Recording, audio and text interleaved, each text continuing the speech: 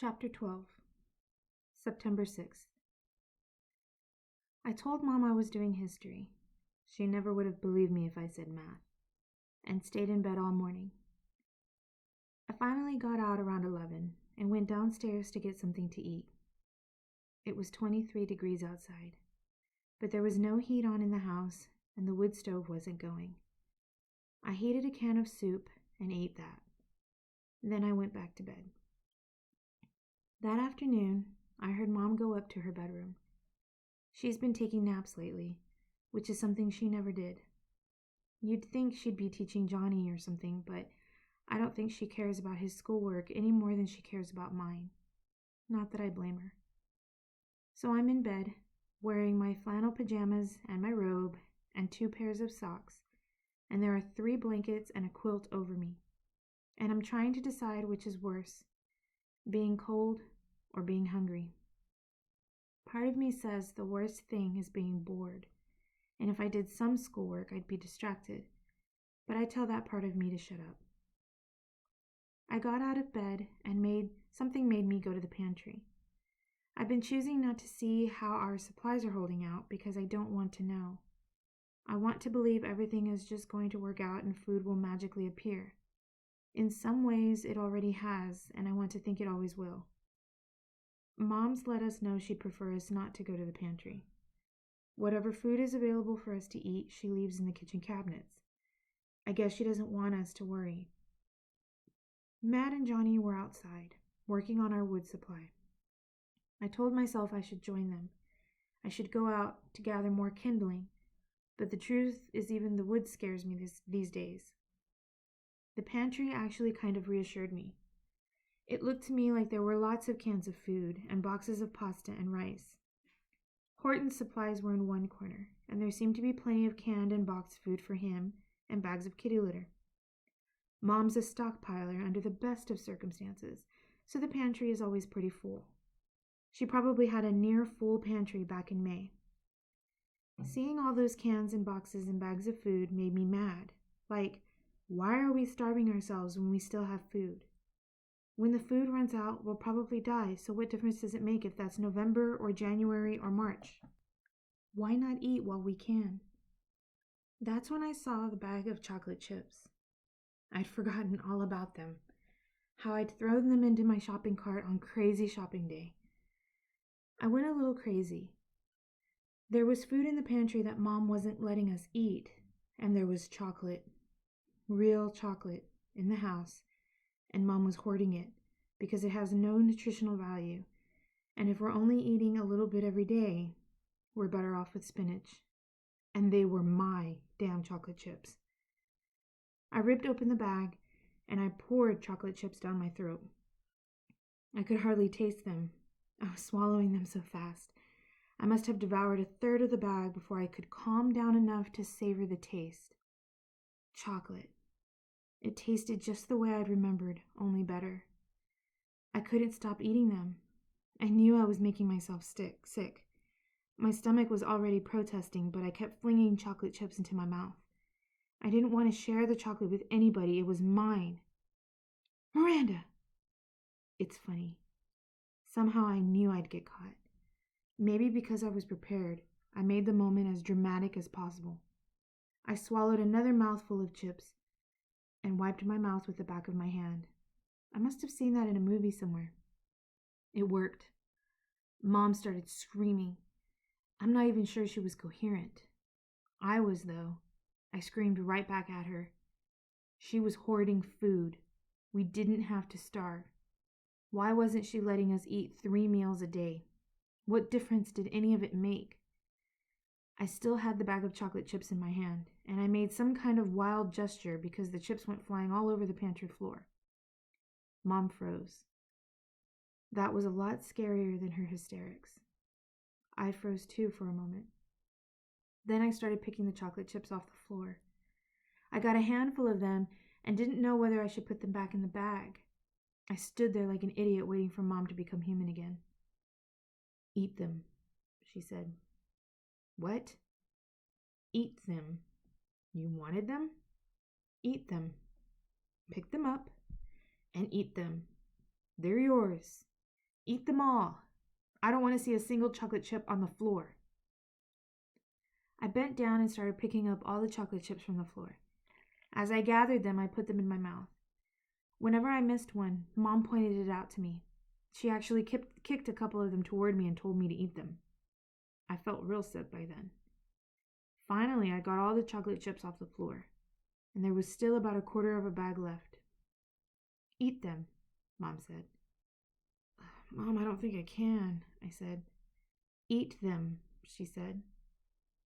I thought I'd throw up, but Mom terrified me. I don't know why. She wasn't even yelling at that point. It was like talking to an icicle. She stood there absolutely still and watched me eat each and every last chocolate chip. I thought, this isn't my mom.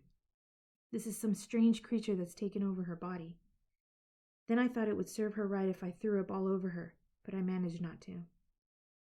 Give me the bag, she said, when I'd finally gotten the last chocolate chip down. I did as she told me. Fine, she said. That was your food for today and tomorrow. You can join us for supper on Thursday. Mom, I yelled. It was just some chocolate chips. I was saving them for Matt's birthday, she said. I'm not going to tell him why he isn't getting any dessert on his birthday. I don't expect you to tell him either. But you've eaten enough for 4 people, so you're going to skip your next 4 meals. Maybe then you'll understand how important food really is. I'm sorry, I said. I hadn't been thinking about Matt. His birthday is in a couple of weeks, but what are birthdays nowadays? Can't you make him something else for his birthday? What you did was wrong, Mom said. She sounded more mom-like by then, or at least the mom I've gotten to know over the past few months. I can't have you or your brothers walking in here and eating whatever you feel like. This food has to last all of us for as long a time as possible. Why can't you understand that? What if you stroll in here and help yourself to a can of peaches or string beans? I know you're hungry. I'm hungry too. But the only chance we have is if we're very, very careful. Maybe things will get better in a couple months. Maybe it'll take longer. If we don't look toward the future, we have nothing to live for, and I won't have that. I'm sorry, I said. I'll never do it again, I promise. Mom nodded. I know you're not a bad girl, Miranda, she said. I know it was just thoughtlessness on your part, and punishing you doesn't make me feel any better, but I meant it about the meals. You can eat again Thursday night. It won't kill you to go without food that long. You have enough calories in you right now to last for a week. Now just go to your room. I really don't want to deal with you anymore. My stomach aches like it used to when I'd pig out on Halloween candy. Only worse, because then I'd have a full stomach, and I wouldn't hate myself so much. I hurt Mom. Without even knowing it, I hurt Matt. Johnny too, since he would have loved a dessert. Mrs. Nesbit, maybe even Peter. I'm a selfish pig. I don't deserve to live. September 7th. Johnny came into my room this morning. Mom said you ate something from the pantry yesterday, he told me, and you're not allowed to eat again until tomorrow night. And if she ever finds out that Matt or I did that, we'll get the exact same punishment. For some reason, that made me feel better. I get it into my head sometimes that Mom loves me less than Matt or Johnny. That's pretty much what happened, I said. Johnny looked kind of excited. What did you eat? He asked. A can of string beans, I said. Is that all? He asked. You can't eat today because of a can of string beans? I told him to get the hell out of my room and stay out. And that was the only conversation I had all day. September 8th. Mom fried 2 potatoes from the garden. She also heated up a can of string beans. For dessert, we had a can of fruit salad. The prodigal son would have been jealous. September 12th. Monday. I should be doing schoolwork. September 14th. Matt's birthday. He's 19. For supper, we had artichoke hearts, almost like a salad, and then linguine with white clam sauce. Mrs. Nesbit brought her home-baked oatmeal raisin cookies, which Matt likes, but not nearly as much as he likes chocolate. Thinking about that made me feel sick all over again. I ate one cookie. I knew Mom would be furious if I didn't, but it tasted like dust. Megan's right about my being a sinner, but she's wrong about hell. You don't have to wait until you're dead to get there. September 16th. Matt went to the post office today and brought home two letters from Dad. The first was from a day or two after he left. It said how wonderful it was to see all of us and how he was so proud of us and he knew we'd be okay and we'd see each other again soon. The second letter was dated August 16th. He and Lisa had made it to the Kansas border, but Kansas wasn't letting anyone in unless they could prove they had parents or children who owned property there, which of course he and Lisa don't. The border guards didn't care that all they wanted to do was drive through Kansas to get to Colorado. He said they had some options. There were rumors of officials who could be persuaded to look the other way. What does that mean? Johnny asked. Bribed, Matt explained. Give them what they want and they let you in. The problem with that was first you had to find the official, Dad went on, and then you had to have something he wanted. In addition, there were restrictions against letting pregnant women in, and Lisa's pregnancy was showing. They could try to get in by a back road, but there were reports of vigilantes keeping strangers out. They could drive down to Oklahoma and get to Colorado that way.